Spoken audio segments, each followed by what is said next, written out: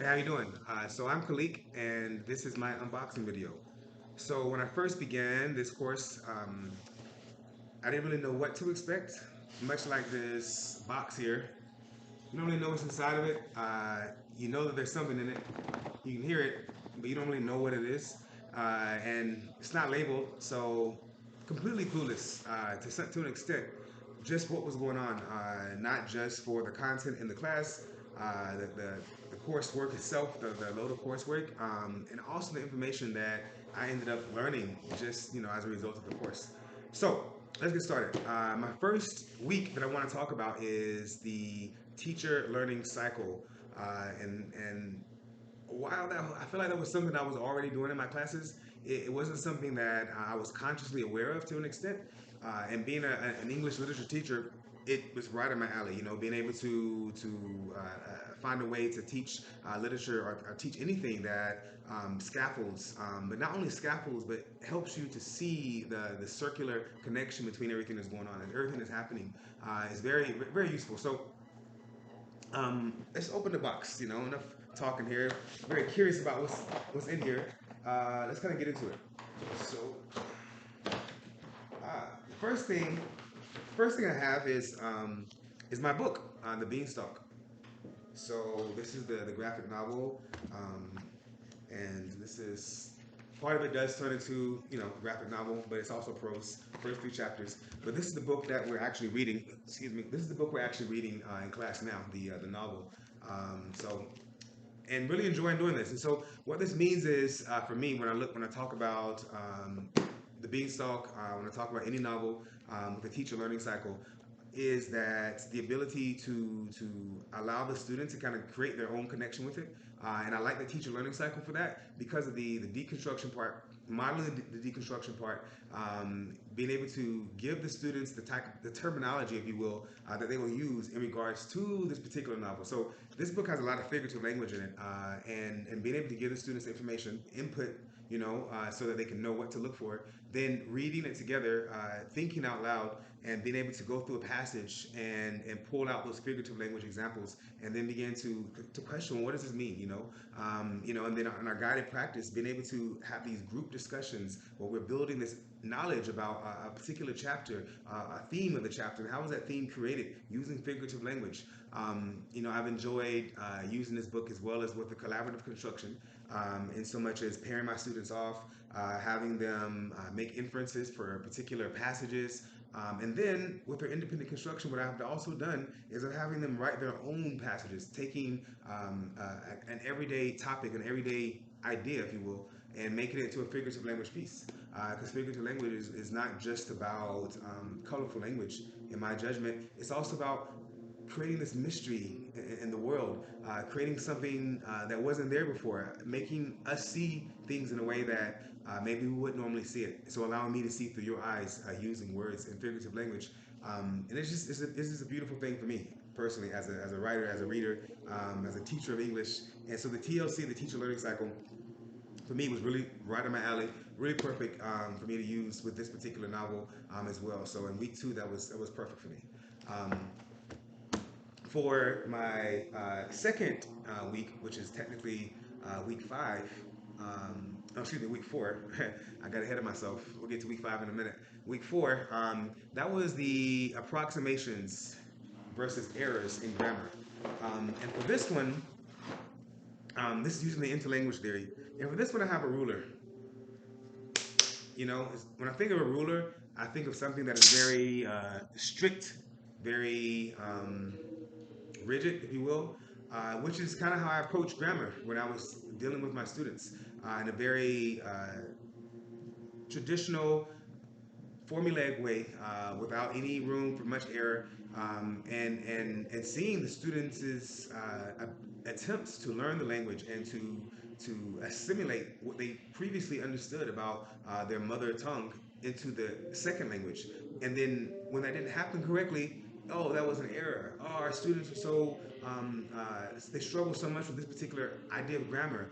They make these errors, and not really thinking that, wait a minute, these are strict errors. It doesn't have to be strict. It can be a little flexible. And sometimes when things are flexible, it allows people to understand different ways of seeing the situation. And so for me personally, what that came down to was understanding that these approximations are actually a good thing because they are attempting to fit what they already understand about language into a new language, if you will, into a new way of considering things. And so when I think about the week 4, it was almost like, wow, you've been this ruler, you've been this strict, rigid ruler in so much of the word, it, where you haven't allowed students to maybe to comfortably express themselves in a way that was not so rigid. And so I would say that week 4 definitely opened my eyes to that in a lot of ways. Okay, so that goes to week 5. All right, so like I said earlier, that is the motivation, and with individual differences and learner variability. And for that particular week, I want to go to the gym here, and I want to get a little workout on. I got some finger weights here. I'm motivated to make sure that I am doing my best, that I am working towards learning this new language. I'm working up my skills. Even went to the boxing ring, and got some good boxing so I can work on my finger skills, and because I know that whatever I work on is going to get I'm gonna get better. And there may be a guy in the gym who's a better boxer than me because he's always been a good boxer. This guy is a natural born boxer. He can go in there, he can punch the bag with the best of them. And me, I'm not a natural born boxer, but you know what I have that maybe this other guy doesn't have is motivation. And for me, I'm realizing that motivation is the key to a learner of a second language really doing well, because it levels the playing field. And I tell my students after this class, I've told them, I said, guys, your ability to be motivated intrinsically, like when you are motivated on a personal level, when you're trying to learn this language, it really can outpace someone who may have a gift for languages, if you will, but doesn't really try as hard. And so a lot of the research that was, you know, displayed to us in the class, in the course, was that it shows evidence that more effective second language learning environment is when a language is a medium of instruction rather than the exclusive target of instruction. That to me really stood out, and in so much that being able to use things like the novels in context, and take out having to memorize how to create this type of sentence, or memorize a particular verb, but see it in context and understand its use, really assists. And I think that those little things can help with motivating students so that they do want to learn. Because another thing that I picked up through this course is that there are levels to motivation. It needs to be generated. I'm reading some of these notes here, but motivation dimension related to this initial phase is choice motivation, right? And so a student chooses to be motivated. And why do they choose to be motivated? They choose to be motivated because they want to be that second language learner. They want to be fluent in that second language.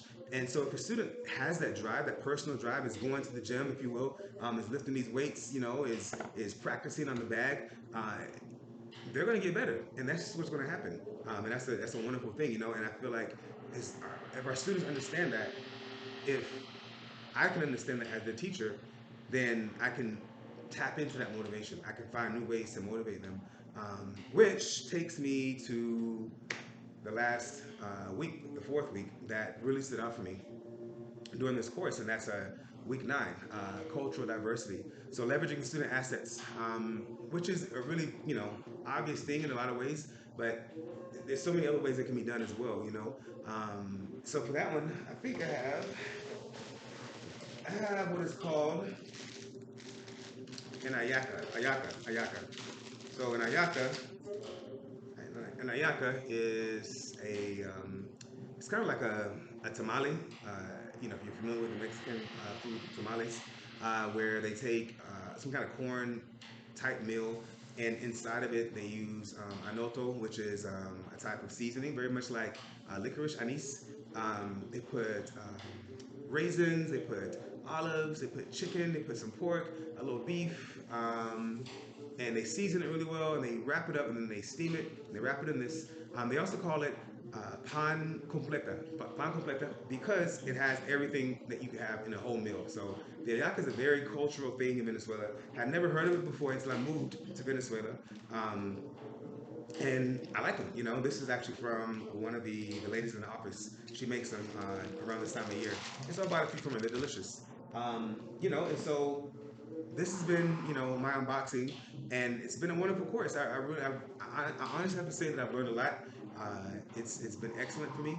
I think that it's something I look forward to taking back to my colleagues and just really harnessing so many things. Our students, the assets they have, the things that they bring to the table, ways that we can motivate them, and also just better practices with instructing them so that they can all get what they need. Um, and I'll close with okay, Google, pause music, please. I'll pause. I will. Excuse me. I will. I'll close with another piece of cultural immersion that I've kind of taken up since I've been here in Venezuela, and this is called the cuatro. And so the cuatro is four strings, which is why it's called cuatro. It's four. The history behind this is that when the Spaniards came to Venezuela, they brought their guitars, and eventually between what is now Colombia and Venezuela, in the what is it the west of Venezuela and the east of Colombia, they began to those llanos, the prairie, they developed this instrument and they developed their own type of music. Ayacas and cuatro are some of the most Venezuelan things culturally one can experience. And I love talking to my students about, these ayacas are really good, or I can really connect with them over the food. When they see me playing the cuatro, they're very, wow, Mr. Q, you play the cuatro, and sometimes we play together, and so it's really good way to build rapport and to really connect with them, and I really appreciate that. And so week 9, it really stood out for me, and just reaffirming a few things as well. So without further ado, this is my very basic cuatro skills. Here we go. So first of all, cambor pinton, cambor pinton. Cambor is banana. Pinton is, I don't know, pinton like pintar, como paint. But nonetheless, here we go.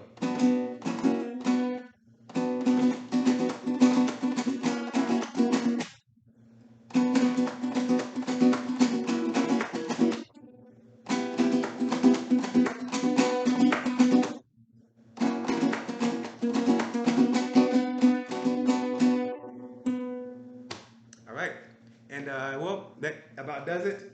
I hope you all enjoyed my unboxing video for what I've learned this particular course.